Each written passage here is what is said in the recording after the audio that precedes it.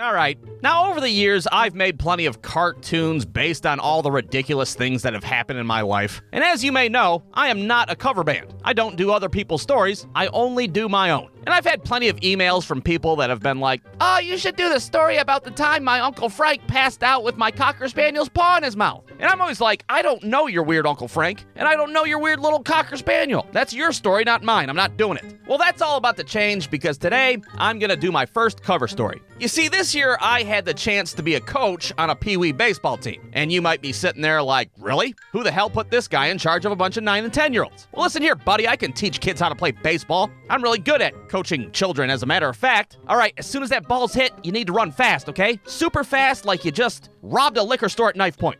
Like I what? Go, damn it, go! I was a pretty damn good coach, I must say. I don't care what the hell the fucking lawsuit said. Well, imagine my surprise when during practice one day, one of our kids comes up to me and he's like, I'm a really big fan of your YouTube channel, and I wrote you this script to help with your career. Now, this caught me off guard because I didn't tell any of the kids that I did YouTube for a living. How this kid found out, I have no idea, but that's the last shit that I'm trying to deal with. Like, I can just imagine this kid's dad walking in the living room while his kid's watching my shitty little cartoons. Oh my god, Michael, you are a fucktard. Jesus. Don't call me fucktard, Jesus.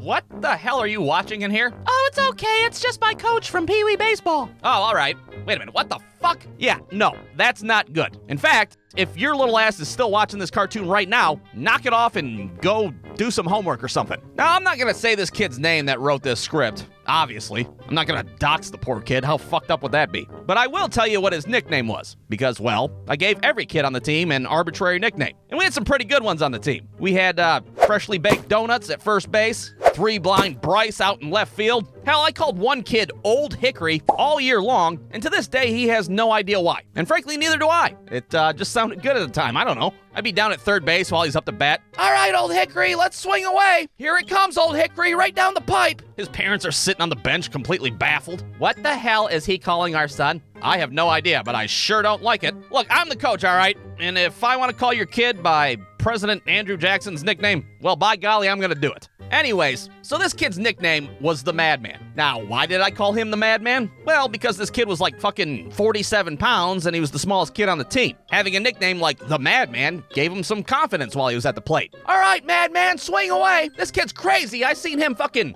rob an old woman with a hammer. Swing away, Madman. What the? This kid's name's the Madman? What the hell? That's my name, motherfucker. Don't wear it out. So I read this kid's script, which is entitled Busted Lip, and it's about a kid on his baseball team last year who got hit in the face with a fly ball. Spoiler alert. And you know, it's a pretty shitty script, I'm not gonna lie. I mean, the kid can hardly wipe his ass. I wasn't expecting much. But what I really wasn't expecting was for him to pepper in a few swear words in the script. Yeah, that's right, he threw a couple F-bombs in there because he knew he was writing for a Brew Stew cartoon, and in the Brew Stew world, there's no such thing as the word frickin'. I couldn't believe it. I mean, granted, he did put some asterisks in there to cover his ass, in case his parents found it and read it, which would have been awkward. They would have been like, what the hell kind of manifesto is our kid writing? Yeah, probably wouldn't be a good look. But anyways, since this kid had the balls to write this script in the first place, I present to you my first cover story. This is The Madman's Busted Lip. All right. Now, we've all played baseball before, right? All right, I'm not doing the voice the entire time. Holy hell. My fucking throat's gonna be shot. I'm gonna need a fucking lozenge. All right, let's try again. All right, now we've all played baseball before, right? And if you haven't, hey, that's okay. My baseball team last year was called the Pirates. And on that team, there was Josh, there was Tanner, there was Elijah, and there was Leo, and there was, holy hell, he's listing the whole fucking team. Madman, for future reference, we don't need to know the whole goddamn roster, all right? This shit sounds like the fucking starting offense in an NFL game. Bobby Thompson, Monroe Elementary. Little Ricky, homeschooled. Big Ricky, the Ohio State University. Look, just rattle off a couple of kids' names, preferably the weird ones that will make the story more interesting. How about that? All right, back to it. And that was my baseball team, the Pirates. But this story is about a kid named Josh, because Josh, and here comes our first F-bomb, everybody, busted his F***ing lip on a pop fly ball. Woo! He went there. He did it. And when that happened, everybody in the stands was like, Josh, what the H-E double hockey sticks? You're supposed to catch the ball with your glove, not your fucking face.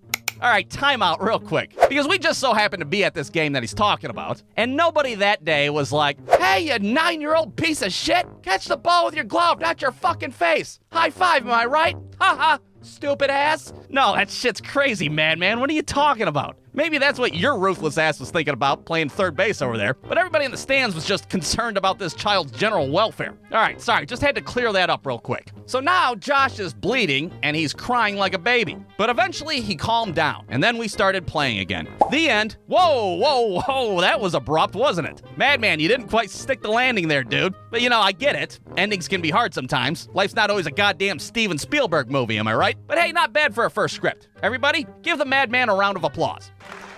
Fuck yeah, Madman! Fuck yeah! Now, like I said, we were at this game he's referring to, and I feel like the Madman might have missed a few, key details. So I'd like to tell you this busted lip story, but from my perspective.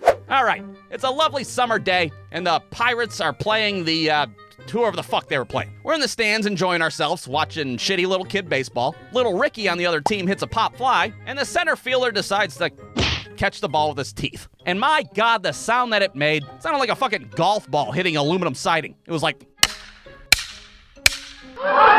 Holy hell, is that kid dead? This kid collapses in the field like he just got shot by a rifle. The coach is running out there like the fucking baseball field's on fire. The Madman's at third base smoking a cigarette, not giving a fuck about anything. The whole scene's starting to look like the beginning of Saving Private Ryan. There's blood all over the place. The left fielder's cradling this kid's head. He's got prayer beads in his hands and shit. Run away from the light. You're gonna make it. Think about how much Fortnite you still haven't played yet. Well, when the coach finally gets out there, that's when they realize that the kid is missing a fucking tooth. Yeah, Madman, I don't know how you managed to miss that minor detail. I mean, the kid lost a fucking lateral incisor, for Christ's sake. You don't leave that shit in the footnotes. So now there's like a 20-minute shitty scavenger hunt for this kid's tooth. They're out there for so long, the umpire's eventually like, hey, I'm only getting paid to umpire 2 hours of shitty little kid baseball. Can we wrap this shit up? And just like that, they continued playing the game. The tooth is still missing to this day. And little Joshua survived this whole ordeal. Hell, he even kept playing in this game because, well, it turns out you don't need fucking teeth to play baseball. So Madman, if you're still watching this, instead of doing homework like I told you, why don't you take some notes on my version of the story? Maybe draw yourself a fucking Venn diagram. Do a little compare and contrast, if you will. Maybe it'll help you out on your second script, and who knows, maybe years from now, we'll all be watching your shitty little cartoons on YouTube instead. The end. Brewstew.com